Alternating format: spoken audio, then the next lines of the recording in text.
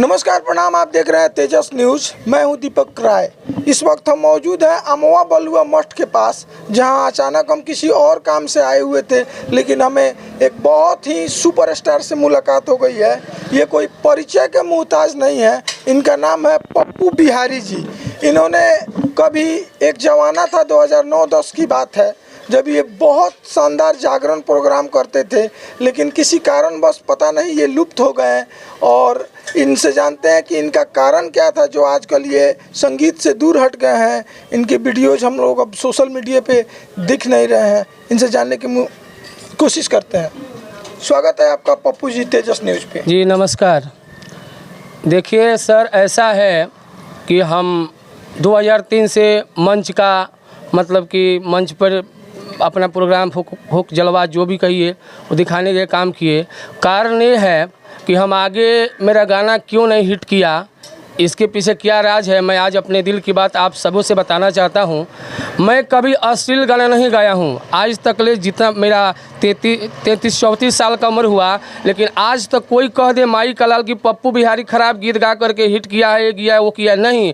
मैं भोजपुरी गीत गाता हूँ, लेकिन अपने भोजपुरी भाषा को जो है, कैसे भोजपुरी भाषा को आजकल के कलाकार साला सब जो है 2 रुपया 10 रुपया के लिए अपन माई बहन सब ख़त्म करके और अश्लील का प्रयोग करके सुपरस्टार बनता है। बताइए, ऐसा हम कभी नहीं जीवन में कर सकते। यही कारण है सर कि हमको उतना लोग नहीं जानता है। हमको पूर्वी पश्चिमी चंपारण के लोग जानता है, बाकी लोग और भी जानता है, जो हमको अब करीबी है वो जानता है, लेकिन हम कभी अश्लील गाने नहीं गाए आज तक। इसी के कारण हम उतना नहीं हुए। लेकिन हाँ, लेकिन हम मेरे मन में अभी भी तमन्ना है कि हो हौसला बुलंद तो मंजिलें चल के पास आती है, और समंदर भी राह देती है, चट्टानें थर-थर आ जाती है। तो अभी भी हौसला है, जब जागो तब सवेरा। अभी समय नहीं बीता है, लेकिन हम चाहेंगे कि बढ़िया से बढ़िया हम गीत गाएं, आप लोग के तक पहुँचे। मैं न्यूज़ को बहुत बहुत धन्यवाद कि अचानक हम लोग की मुलाकात हुई और आप लोग हम लोग से जुड़िए।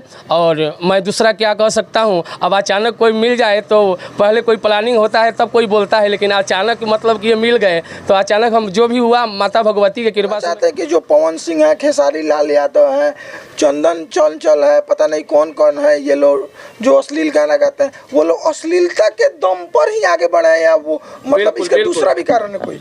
देखिए, मैं तो एक गायक हूँ और गायक का शिकायत नहीं करता है, लेकिन आज समाज में हम लोग के जितना अश्लीलता फैल गई है, सबसे ज़्यादा जो खराब गीत गाता है उसका हमारी जनता जो है 4 लाख 5 लाख 6 लाख रुपया दे करके स्टेज पे बुलाती है कि फलना आदमी का फलना गीत है। अब कितनों हम बढ़िया गाए हो, आप बढ़िया गाए हो, बढ़िया भजन गाए हो, अच्छा सामाजिक गाए हो, लेकिन उसका ज़माना नहीं है। काहे कि कहा गया है कि रामचंद्र गए सिया से ऐसा कलयुग आएगा, दुनिया रचने वाला इस दुनिया पर पछताएगा, पत्नी पलंग पर बैठेगी और पति पैर दबाएगा, और झूठे का बोला बाला होगा, नेता मौज उड़ाएगा। गाना गाता है वही लोग सुनते हैं।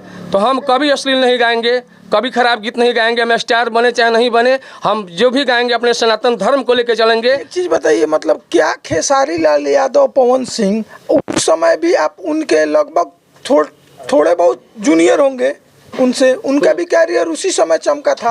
आप में क्या कमी आई कि आप उस समय पीछे रह गए? वो लोग आज बहुत ही आसमान को छू लिए हैं। क्या कारण था इसके पीछे? आपके मतलब जीवन में क्या परिस्थितियाँ आई? कुछ और सुनने को मिलता है, इसके बारे में क्या कहना चाहते हैं? देखिए, मैं तो मेरा प्रोग्राम जो भी होता है जागरण भक्तिमय होता है। तुलसीदास जी लिखे हैं रामचरितमानस में कि कुसंगत कुशल नाही तुलसी मन अफसोस, कुसंगत कुशल नाही तुलसी मन अफसोस, महिमा घटे समुद्र के रावण बसा पड़ोस। तो थोड़ा सा संगत में पढ़ करके जो है अपना जो है हम विचलित हो गए। लेकिन 2013 में मेरा शादी हुआ भजन गायिका नीतू कश्यप से, तब से मेरा जीवन जो है सही चल रहा है। हमारा विश्वास है, भगवती पर बहुत विश्वास रखते हैं, हनुमान जी को, दुर्गा जी को मानते हैं कि हमारा गाना अब की बात जो 2024 में अच्छा आएगा, बढ़िया आएगा, सब किसी को अच्छा लगेगा। आप लोग जरूर लाइक करके आगे बढ़ाइएगा, क्योंकि आप लोग माई बाप है। आप जनता जनार्दन होता है। जनता चाहता है तो कलाकार को आसमान में पहुंचा देता है, और जनता चाहता है तो मिट्टी में मिला सकता है। तो इसलिए हम ज़्यादा कुछ नहीं कहेंगे। तेजस न्यूज़ को बहुत बहुत धन्यवाद कि अच्छा, आप अपने जीवन में अभी आपका जो ये संघर्षमय जीवन चल रहा है संगीत की दुनिया में, क्या कभी आप अश्लील गाना नहीं गाएंगे? सर देखिए, अश्लील गाना जहाँ तक है, अश्लील गाना वो होता है आज मतलब कि अश्लीलता है, अश्लीलता ही होता है। अश्लील गाना मैं कभी नहीं गा सकता हूँ, इसके लिए मैं जो कुछ करना पड़े, मैं जो भी गाऊंगा सामाजिक ही गाऊंगा, समाज को लेकर के मैं चलूँगा। अश्लील का मैं विरोध करता हूँ। आप एक जमाना था जब खुद गाना लिखते थे और खुद गाते थे, थोड़ा अपनी लिखी गई रचिता से कुछ सुनाया जाए। ठीक है, आइए एक गीत मैं खुद का कंपोज किया हूँ। एक गीत जो है मैं आप सबों के बीच सुना रहा हूँ। साज बाज तो नहीं है, लेकिन मतलब कि ऐसा ही शब्द आप हाँ बस सुना रहा हूँ। ये गीत में क्या सच्चाई है। जे प्यार में पागल हो जाई, जे प्यार में पागल हो जाई, ओकरा के केहू का समझाई, ओकरा के केहू का समझाई। प्यार के रंग जब चढ़ जाला नहीं उतरेला, हद से भी आगे प्यार करे वाला गुजरेला। प्यार के रंग जब चढ़ जाला नहीं उतरेला, हद से भी आगे प्यार करे वाला गुजरेला, हद से भी आगे प्यार करे वाला गुजरेला।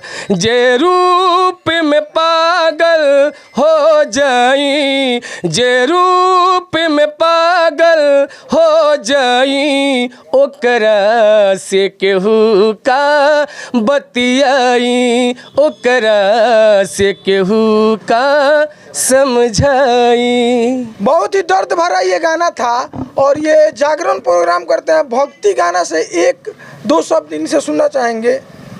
भक्ति गाना जी, आई भक्ति गाना तो हम भोजपुरी में बोलत नहीं रबा सबके भाषा भोजपुरी से दिल के मिटावे दूरी। कहीं भी जानी तो हम कहे नहीं कि दिल्ली बम्बई कलकत्ता का विनोद भाई, दिल्ली बम्बई कलकत्ता चाहे जइह मसूरी में, आप पढ़िए लिखिए कोनो भाषा, लेकिन बात करे भोजपुरी में। तो आई भोजपुरी भाषा के एक गीत है गोपालगंज के धुरेंद्र पांडे के नाम रुआ सब सुनले हो। बहुत अच्छा वहाँ के राधे श्याम रसिया गाना दे रही। समय केहू के ना छोड़ लेबा, बेकार कोई लेबा, जे बनल वीर ओकरा के लाचार कोई लेबा, जिंदगी जतन से राख। बहुत ऐसा गाना वहाँ के लिखले बानी। तो हम वहाँ से कहनी कि भैया बाबा हमारा के एगो गीत दिया कि हम शुरुआत में गाई अपन राउर लिखल। तो वहाँ के लिखल गीत है, कैसेट में हम गौले रही आ शुरुआत करें यही गीत से। अरे माई के मंदिरिया लागल सोना के केवरिया बड़ा नीक लागेला। अरे माई के मंदिरिया लागल सोना के केवरिया बड़ा नीक लागेला, बड़ा नीक लागेला, बड़ा नीक लागेला। कि मैया मोरी बैठेली भीतरिया बड़ा नीक लागेला, कि मैया मोरी बैठेली भीतरिया बड़ा नीक लागेला। पूरी श्रोताओं से ये आग्रह है कि ये ढोड़ी चटना और ये अश्लील गाना का आप लोग बढ़ावा देते हैं। ऐसे गायक जो हमारे भोजपुरी के हैं, इतना बढ़िया सुंदर और सामाजिक पारिवारिक गाना है गाते हैं, इनका कहीं ना कहीं आप लोग सपोर्ट नहीं करते हैं। आप लोगों से नम्र निवेदन है कि इनके चैनल को आप लोग सब्सक्राइब कीजिए, इनको बढ़ावा दीजिए। ये हमारे समाज के लिए एक प्रेरणादायक स्रोत है जो अच्छा गाना गाते हैं, अच्छा विचार प्रस्तुत करते हैं। आप लोग अश्लीलता के पीछे ज़्यादा पड़े रहते हैं, उनके गानाओं को देखते हैं लोग, उससे दूर हटिए और ऐसे गायक को आप लोग आगे बढ़ाइए। सब्सक्राइब कीजिए और देखते रहिए तेजस न्यूज़। जय हिंद।